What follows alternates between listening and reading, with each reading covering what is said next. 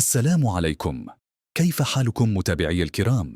في الفيديو السابق تطرقنا إلى الشراكة التي وقعها المغرب مع الشركة الهندية لصناعة الدراجات النارية تيفيز موتو، والتي تعتبر من الشركات الكبرى في صناعة الدراجات النارية.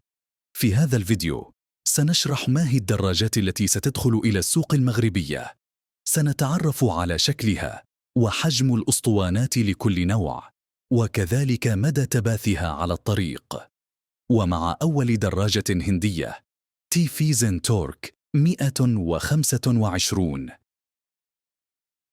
هذه الدراجة هي مناسبة لعشاق السكوترات والقوة، فهي تأتي بمحرك أحادي الأسطوانة بقوة 126 سي سي، تأتي بعدة ألوان ومزودة بالبلوتوث، وتنطلق من سرعة 0 إلى 100 خلال 6.5 ثانية، وسرعتها القصوى 100 كيلومتر في الساعة، بوزن 118 كيلوغرام، وخزان بسعة 5 لترات.